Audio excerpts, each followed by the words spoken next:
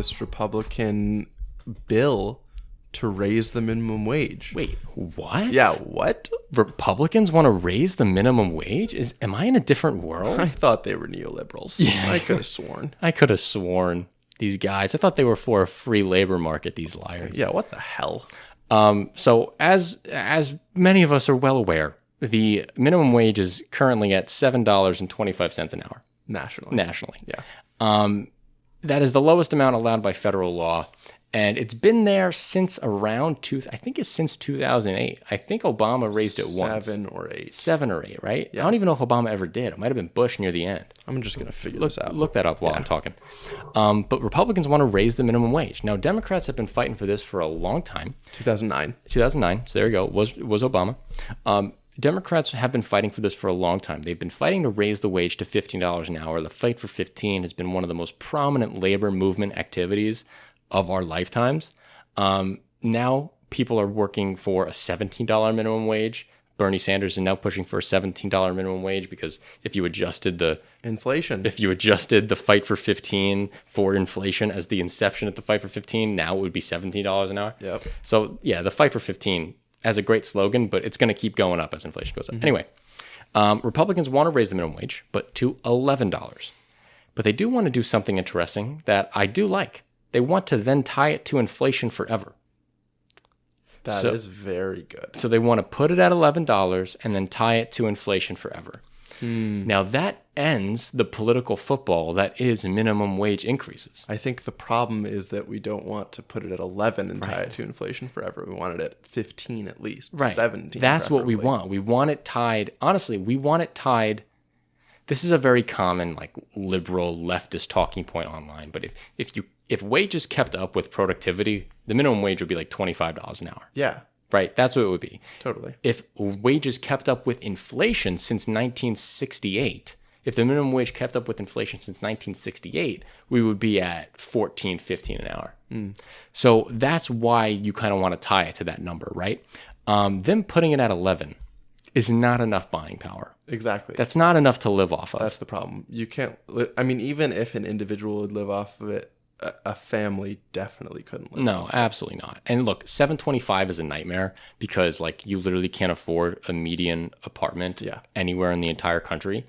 $11 an hour might change that in Wyoming, maybe Alabama, but I don't even think that does much in Indiana, right? Mm-hmm. So it's just hard. But who is signing this bill? So the people who are leading the charge here are Tom Cotton from Arkansas and Mitt Romney from Utah. These are two very fiscally conservative guys. Mm-hmm. Now, Mitt Romney has like mulled over some stuff. He's like, oh, I'm for child tax credit, but Tom Cotton is not. Tom Cotton has never been for any economically populist or economically, pro working class thing as I've ever seen. And now he's fighting to raise the minimum wage.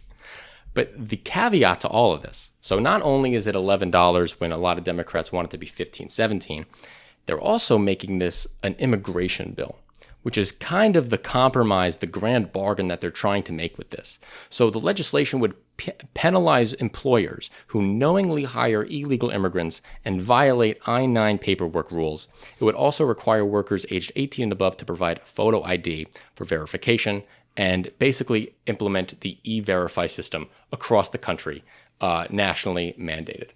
Now, we've talked about how immigration is good for the economy at length. That's one of our, I think, best deep dives that we've done. Agreed. Please check it out. Yeah, please check that one out. So there are some massive downsides to cutting out the illegal immigrants from the labor market. They are 5% of the country's overall workforce. So do you think that the United States could actually sustain a 5% reduction of our overall workforce? Absolutely not. We already are in a labor shortage right now. If every single unemployed American in the country got a job, there would still be 4 million unfilled jobs. That's insane. So the last thing we need to do is get rid of more workers. It's crazy how badly we need immigration. So the answer to this is very simple, right? The answer to this is, we'll make them legal, have them pay their taxes like everybody else, and let's get on with it. Totally. So, but there are specific industries that would be totally destroyed if this were to pass. Hired farmers, 53% of them are undocumented workers. Construction, 15%. But I'm going to repeat that number. Hired farmers, 53%, more than half. Yeah. How do you think that these farms are going to function without this labor? This is not going to be sustainable. The answer is to just naturalize these people and let them join the economy. They're going to be here no matter what. They want economic opportunity. They're begging for the chance to work. And we just have to give it to them. And the Center for American Progress did a study and was kind of trying to find what wage impacts and what long-run impacts over the next 10 years would happen if we naturalized all current undocumented workers in this country. Well, they would see undocumented workers would see a $14,000 increase in their wages over 10 years. Annual wages for native-born workers would increase $700 over 10 years. Native workers would see their wages increase 1.1%. You heard me there. Increasing immigration raises the wages of natural-born citizens. Yeah. So it is not the case that illegal immigrants and immigrants generally take your jobs and hurt your job opportunities and lower your wages. That is not true. Yeah. I need to make that explicitly clear. It increases the size of the pie in the best possible way. It makes it so natural-born citizens are more likely to get promoted and reach higher value-added jobs. Yeah. And the immigrants come in and take lower value-added jobs. Yeah, I saw some Instagram comments that we got that said that the solution isn't more immigration. The solution is the farmers paying more. And of course, if these immigrants come in legally, then it means they'll have to be paid the minimum wage and they will be paid more. So one, that helps. But also, this is where you need to think of it more from a behavioral economics perspective rather than just an economics perspective. Because while money is going to entice people, no American kid grows up wanting to work on a farm. Doesn't work anymore. None. Maybe they grow up wanting to run a farm, or maybe they grow up wanting to do food science. Or have their own farm. Exactly. But no one grows up wanting to work a farm that isn't theirs. So that is why there are still enormous labor shortages right now impacting farmers. That is why we need to invest in establishing a more robust legal immigration system to bring these immigrants in. And you can say similar things about, to a lesser extent, about the industries that are lower down, or the types of jobs that are lower down in this list, right? Like construction and like production. Even though more Americans might be more okay or more excited to go and work in those jobs, not enough of them are to fill the positions. And that's why we need to be okay, and more than be okay, we have to embrace bringing in all the people who are going to be excited to work those kinds of jobs, like all of the immigrants that are coming from Venezuela to escape their socialist authoritarian government, because the increase in their quality of life coming from that situation to being a person working a farm in the US will be enormous. Right. Like their life will change dramatically, and yours will still get better. Exactly. It hurts nobody. Yes. And we got these comments that like, you guys don't understand the working class's issue with immigration. No, I understand the working class's issue with their immigration. Problem is they've been lied to. Yes. They've been lied to. It's not true. The GDP would increase. The number of jobs would increase. Yes. I want you guys to think about this. During the mass exodus of Cubans from the island of Cuba into Florida, people thought that Florida and Miami would go into economic destitution because it wouldn't be able to absorb all these immigrants. They thought that it was going to be the end of a booming economy in Miami, okay? That didn't happen. 3 years later, all the Cubans perfectly integrated into the economy, created businesses, created more jobs, worked for native-born people, and everyone was better off. It isn't a ship that you add more people on and it sinks deeper and deeper into the water. We are the water, okay? That's what it is. Yes. And the more people you have in it, the stronger your nation and the stronger your economy is going to be every time without fail. It is one of the most harmful misunderstandings or miscommunications that I can imagine American media has ever done. Like, we are purposely actively hurting our economy for no good reason. For no good reason other than racism, right? Like that's that's why I said for no good reason. Yeah, there you go. Like that's the reason people are going.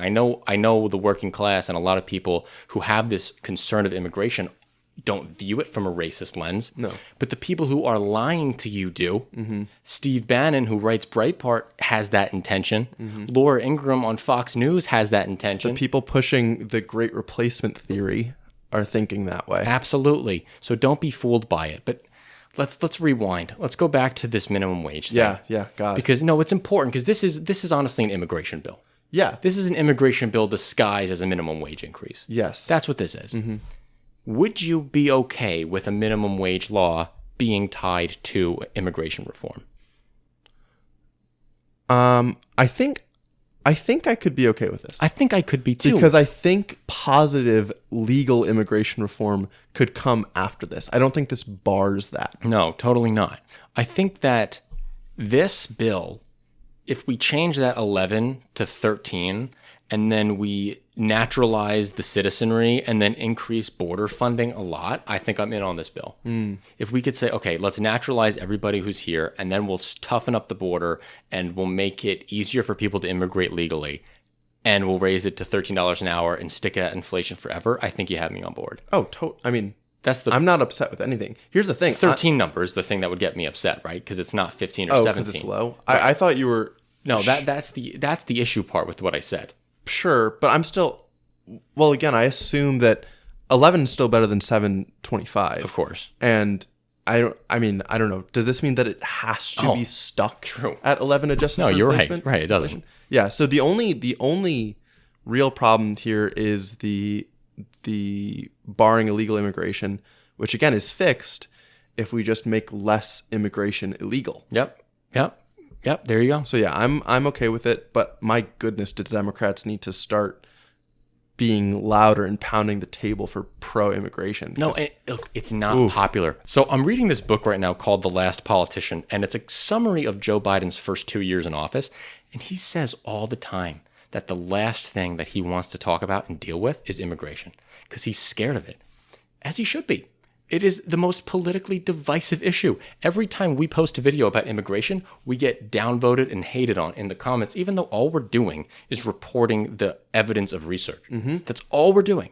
We're not even making a value judgment on on a better multicultural society. We're not even talking about any of that. No. We are only talking about the quantitative evidence that's in front of us. Yes. That's literally it. The economic gain. Yeah, there is everyone will enjoy.